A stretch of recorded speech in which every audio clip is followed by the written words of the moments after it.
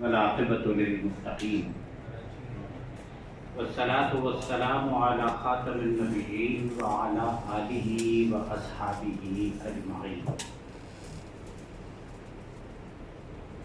فاعوذ باللہ من الشیطان الرجیم، بسم اللہ الرحمن الرحیم۔ محمد رسول اللہ والذین معہ اشداء علی الکفار رحماء بینہم، صدق اللہ العظیم۔ مت سہل ہمیں جانو، گرتا ہے فلک برسوں، تب خاک کے پردے سے انسان نکلتے ہیں۔ میرے انتہائی محترم صدر محفل برادر یوسف مسیح خان صاحب، میرے محترم جناب جنرل عبدالقادر بلوچ صاحب، میرے انتہائی محترم جناب محمد یوسف گچکی صاحب، میرے محترم مولانا یوسف صاحب، ڈاکٹر سلیم بلوچ صاحب، رحیم ظفر صاحب اور جماعت اسلامی بلوچستان کے جنرل سیکرٹری ہدایت الرحمان بلوچ صاحب، معززین صوبہ، معززین ملک، میرے انتہائی محترم دوستو، بھائی، میں ڈاکٹر سلیم بلوچ کا شکر گزار ہوں۔ ایک بڑی شخصیت کے لیے ایک انتہائی خوبصورت محفل سجائی۔ کتاب تو میرے ہاتھ میں ابھی آئی ہے، پڑھ نہیں سکا، لیکن مولانا عبدالحق بلوچ سے سیکھنے کا بہت موقع ملا۔ یہ محفل بھی ایسی ہے کہ اس وقت اسٹیج پر 3 یوسف موجود ہیں اور سامنے اہل بلوچستان ہیں، اس لیے مولانا عبدالحق بلوچ میرے استاد بھی اور میرے لیے مربی بھی۔ ہم اکثر ان سے گفتگو کرتے تھے، مولانا تربت کے رہنے والے تھے اور اکثر دوست کہا کرتے تھے کہ یہ مولانا کا ہی کمال ہے کہ وہ تربت جاتے ہیں اور وہاں سے واپس آ جاتے ہیں۔ سن 2010 وہ تربت گئے تو واپس نہیں آئے، لیکن کون کہتا ہے کہ موت آئی تو مر جاؤں گا، میں تو دریا ہوں، سمندر میں اتر جاؤں گا۔ مولانا عبدالحق بلوچ کو سمجھنا ہو تو اس علاقے کو جاننا ضروری ہے جہاں صحرا بھی ہے، پہاڑ بھی ہیں، سمندر بھی ہے، ساحل بھی ہے، اور وہ علامہ اقبال نے کہا تھا کہ فطرت کے مقاصد کی کرتا ہے نگہبانی، یا بندہ صحرائی یا مرد گلستانی۔ مولانا عبدالحق بلوچ، ان کی شخصیت میں نہ جانے کیا کیا یکجا تھا۔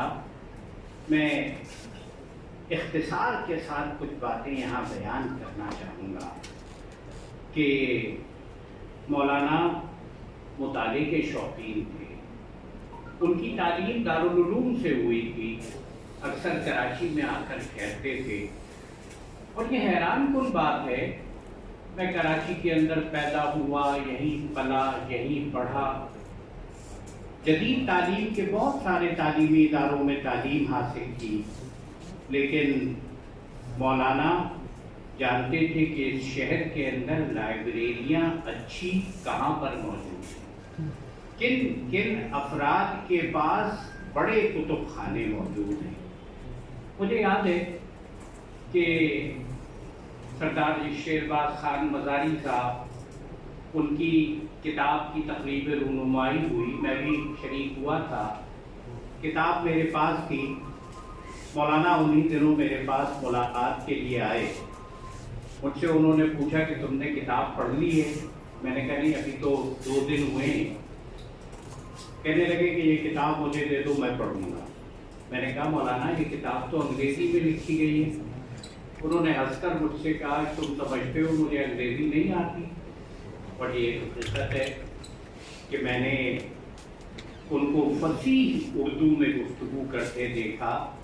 سردار شیرباز خان مزاری کی کتاب 3 دن میں انہوں نے مکمل کر دی.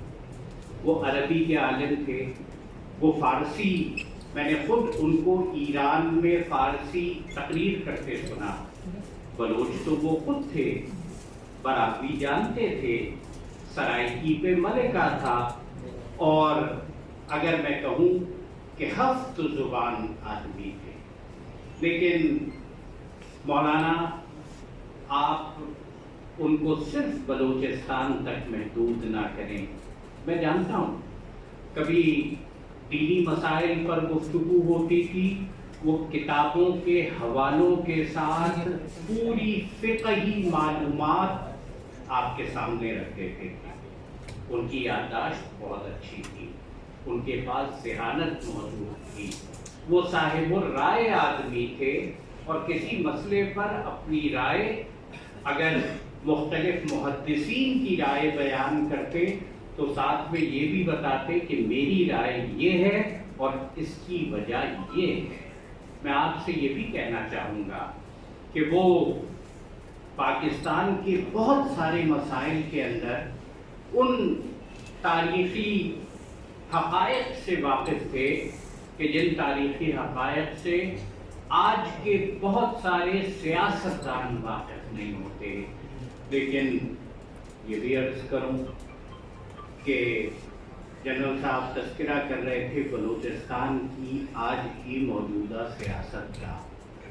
میں بھی 3 دن پہلے میرے دوست سینیٹر عثمان کاکڑ، ان کی وفات ہوئی، میں ان کی نماز جنازہ میں شرکت کے لیے مسلم باغ گیا.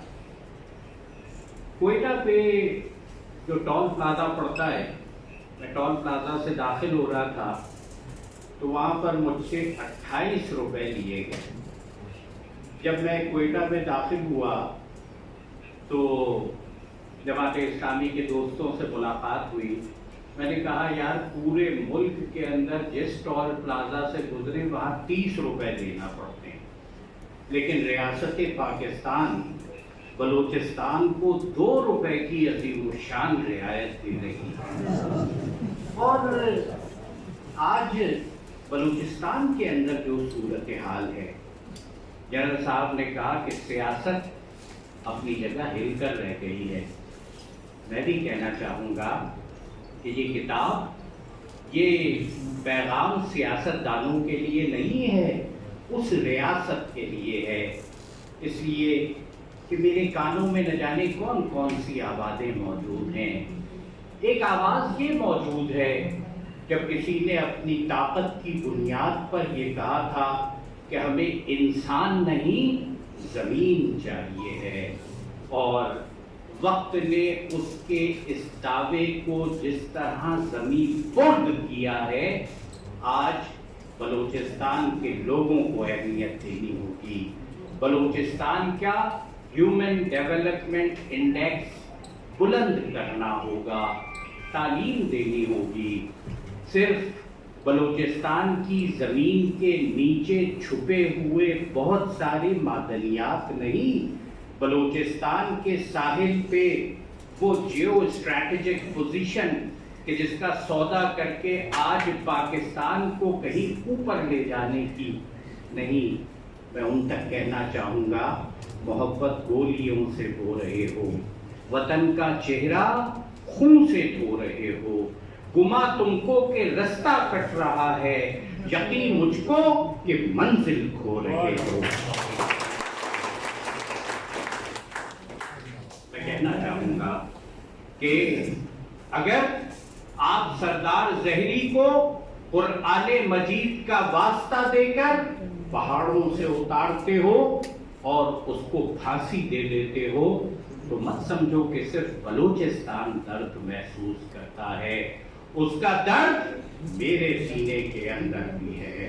تم نے اقدار کو زمین بوس کیا ہے، اور تم نے کیسے بیج بوئے ہیں ہم نے خود سنا تھا اسلام آباد میں ایک عامر مکے لہرا کر کہہ رہا تھا تمہیں نہیں معلوم ہے کہ میزائل کہاں سے آئے گا.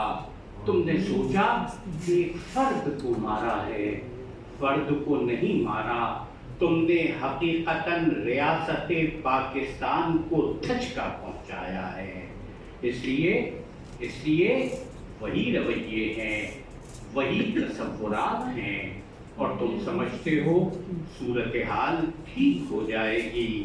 تو میں کہنا چاہوں گا کہ وہ فیض نے کسی وقت کہا تھا چلی ہے رسم کہ کوئی نہ سر اٹھا کے چلے، جو کوئی چاہنے والا طواف کو نکلے، نظر جھکا کے چلے، جسم و جاں بچا کے چلے.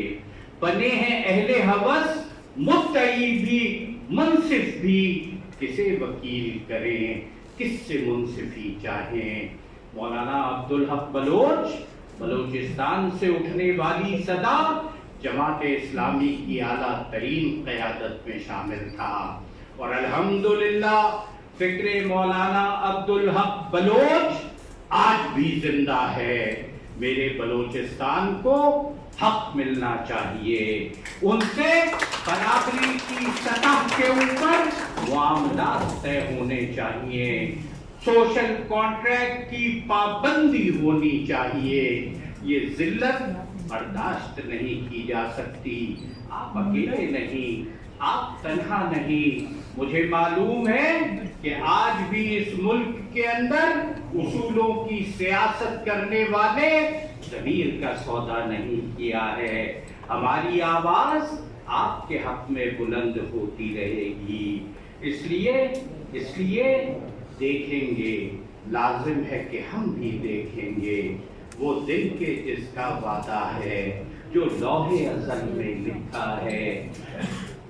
جب مظلوموں کے پیروں تلے یہ دھرتی تھڑ تھڑ دھڑکے گی اور ظالموں کے سر پر بجلی کڑ کڑ کڑکے گی، وہ دن بھی آ کر رہے گا. مولانا عبدالحق بلوچ کا فکر، فلسفہ اور حریت انشاءاللہ پورے پاکستان سے آپ کی آواز بنے گا. بہت شکریہ.